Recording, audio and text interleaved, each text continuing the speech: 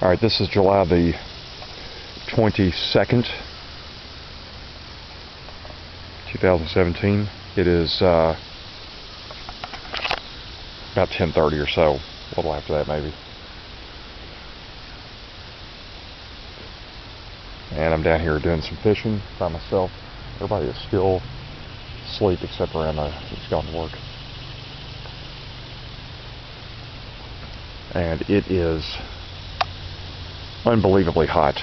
If anything, I think it's hotter today than it was yesterday, and yesterday was pretty brutal. I mean, even at the courts last night, 10 o'clock, we were just extraordinarily profusely sweating.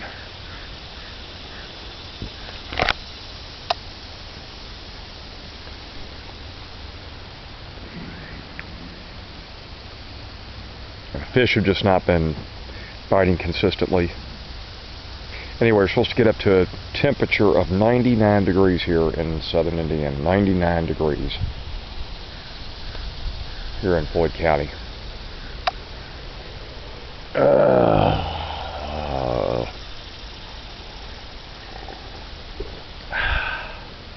I still got my coffee nevertheless. Got up for the church today and read through my notes this morning, and was very, very close to taking a walk at the forestry, but sitting down here, waiting in line, drinking some coffee seemed like a little more therapeutic than a hike. So I got a couple things down here. This is a book I've been working on reading, Jonathan Edwards, America's Evangelical. I read Marsden's gigantic tome a few years ago on Edwards' life, which I thought would have included just about every detail. But Philip Gurrow's done a good job here. This is a little bit older than Marsden, I think. I'm not sure, but yeah. Anyway, it's 2005. But there's a lot of details in here that were not in Marsden's book. They're both good books, both excellent. Jonathan Edwards, the great preacher of Northampton, and where it's probably a little bit cooler today. Maybe not. Pretty hot up there too, actually. It's hot all across the country, really. And of course, my Bible. I don't know if I actually get to read these or not, because I am sweating and sweating and sweating. It's pretty hard to concentrate, but came down here in part because this is what I did as a kid more often than not when it got into late July and August and before school started. And it was too hot to, go hit tennis or whatever, or even before I started playing tennis. It was too hot to, ride bikes really, or too hot to walk around the woods in the neighborhood, because we had a lot of woods, but it would get just too hot to do that. So fishing at the pond or the big lake in the neighborhood, there are two options. There's a pond not far from my house. I could just walk there very easily. It's not quite as close as this one, but anyway, I would fish there on these days like this. And like this, just like today, I usually wouldn't catch much of anything, but just sit and relax under a tree or whatever.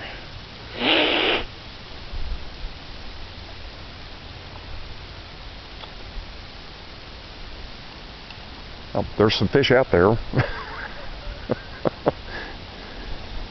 One of them hit an insect or something there, I don't know. But even last night it was just amazingly hot.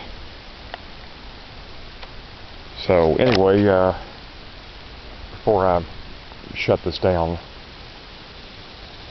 just wanted to mention a couple things here.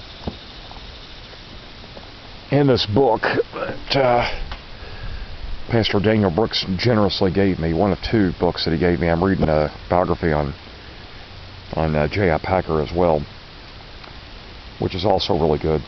This one's probably my favorite of the two right now, but the other one's really good as well.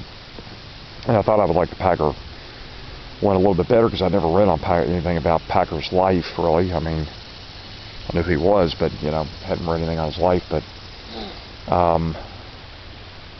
the difference is, I guess I relate a little bit more to Jonathan Edwards' life because Packer was involved in a lot of technical controversies, I guess you would say. I think that's probably a fair assessment. And the book that I'm reading by McGrath goes into a lot of detail, exhaustive detail in some cases on those. And I'm sure it's important, and I'm not skipping anything. I'm reading it, but you get a little bit bogged down in some of that. And this book's a little bit, I guess, earthier. It's pretty much straight to the point. But they're both good books, though. Very excellent. And I hope to finish both of them by, well, realistically by the end of the year. I'd like to finish them by the end of the summer, but probably more like the end of the year. Anyway, a couple of things I would mention just very quickly was that Edwards felt that the people, that when he became the pastor, he felt like the people had spiritually declined. His grandfather had been the pastor, and there had been a lot of conversions and so forth, but he felt like things had declined and that there was a disinterest and an apathy towards the Christian faith. And so in the spring of 1730, he preached a sermon called The Dangers of Decline, and decried the religious degeneration of the townspeople, and said there was a general coldness and deadness in things about religion. And anyway, my point being is that I think that that's something that we as ministers need to address today, the disinterest in the Christian faith, or what Edwards called, not interested in religion, is the way he described it. Religion back then, really, I guess, meant, by connotation, the Christian faith. If we say religion today, it can mean any number of things, so we should probably use the term Christian faith. But in any case, he told the people to examine themselves, whether or not you don't harbor within yourself an envious spirit towards any of your neighbors. Envy was part of the problem that he saw that was leading to this disinterest in religion and so forth, and the divided social classes, etc. So, anyway, he had inherited, in the words of Gura, a church socially fractured and in spiritual decline. So, all right. I didn't intend to do a commentary down here. I just intended to say it was hot out here and that I was fishing, but since the fish are... sometimes fishing is not really fishing. Sometimes you're just standing here looking at the water. The other thing that I was finding interesting this week is I've been reading Jeremiah. I've been reading Jeremiah and Acts for a couple of months now. I'm just going really slow through them. And that's nothing to be proud of. I'm going way too slow. But in any case, I thought it was remarkable, Paul's journey in chapter 27 and 28. I haven't gotten over here to 28, actually. Just about to finish the book of Acts. I started the book of Acts. Let's see here. When did I start it? Because I always mark the days that I'm reading and so forth, and I mark when I start a book. So I began, that says March 22nd. Surely it couldn't have been March 22nd. Well, maybe it was. But I skipped around a little bit here and there, and I've also been reading, off and on, I've been reading through Judges and so forth. But in any case, I thought his journey and his shipwreck was absolutely remarkable because of the way in which he addressed the sailors and told them, if they trusted the Lord, they would be saved. Therefore, keep up your courage, men, for I believe God that it will turn out exactly as I have been told. Do not be afraid. You must, or actually, this is the words of the angel to Paul. Do not be afraid, Paul. You must stand before Caesar, and behold, God has granted you all those who are sailing with you. Not a hair from your head of any of you will perish. That's Paul's words to the sailor. So the angel gives a message to Paul You're going to be okay. You're going to be protected. Keep up your courage. There will be no loss of life among you. But then Paul communicates that message to the ship, because they're going to lose the ship, but they're not going to lose any human life. Ships can be replaced. So, but I thought it was interesting. These were unconverted sailors for the most part, I'm sure. And yet, God shows mercy towards them.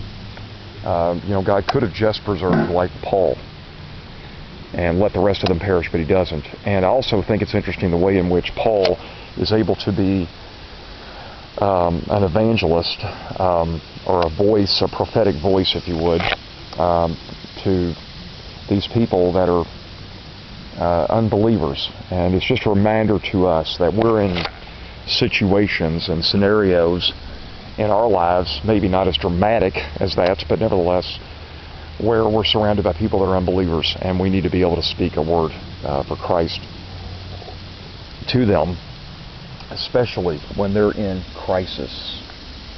So, anyway, some pretty easy lessons, maybe some obvious lessons, but good lessons to keep in mind. So anyway, all right. Tomorrow morning I'll be preaching on Luke chapter 1, verse 53. I just chose one verse. And I like the idea of preaching the incarnation of Christ out of season, because we too often only observe that or read about it or preach it when it is seasonal to do so. And here we are, the hottest week of the year, and I thought it was good to maybe inject a little irony into the sermon series that we're doing. We're looking at Old Testament, New Testament connections, and we've been doing that since about mid-June. I've been kind of doing sort of an overview of Old Testament theology. I realize that I have not covered some of the big stories in the Old Testament. I've gotten kind of bogged down in some of my favorite passages, so I'll have to try to correct that in the next few weeks before we wrap up the series. But I decided to include a New Testament passage that looks back at the Old Testament, Psalm 72 or around there, and Mary declares that the Messiah is the one who feeds the hungry, basically. And so we're going to look at that, and we're going to talk about the anticipation of Christmas, if you would. More specifically, the anticipation of messianic hope and so forth, messianic blessing. And anyway, Redeeming Vine is our church. 10:30 a.m. we meet in Galena, Indiana. Very easy to find and not that far really from Louisville even, unless you happen to be way out in the south end of Louisville or something, but pretty close from most places in Louisville. Alright, I'm going to go ahead and pull the line up since I'm obviously not getting a single bite. Maybe move the pole around a little bit, but more than likely in the next few minutes, head back up. I am not going to succumb to being inside all day. I refuse to do that in the summer, but I am going to succumb to finding a cool, shady spot for most of the day, more than likely. So, there is some chaos over here in the woods. I don't know what that is. That's kids, animals, or what? But anyway, I don't know what the temperature is now, but super hot. I am sweating just standing here. But hey, it's summer. And I always tell the kids, just remind yourself it's better than 15 degrees. I mean, I don't care how much you like winter. I don't care how much you hate summer. I don't know how anybody could take bone-chilling cold over hot, and take the hot, but to each his own. So, all right, that's all from Floyd County, Indiana, July the 23rd, 2017. July is getting away from us. That's kind of sad, but still plenty of summer left to go. Maybe not so much summer vacation for the kids. That's kind of beginning to come to an end, but summer vacation for the rest of us who are not in school still has quite a long way to go, and that's good news, I think. I'll rush the seasons any faster than they should be rushed. But I love our backyard pond back here. It's actually technically not our backyard pond, it's a neighbor's, but he very generously lets most of us use it, and the most of us being me and my neighbor here. That's about all that use it for the most part, but it is a true blessing from his generosity, but more importantly, a blessing from God. So, all right, that's all.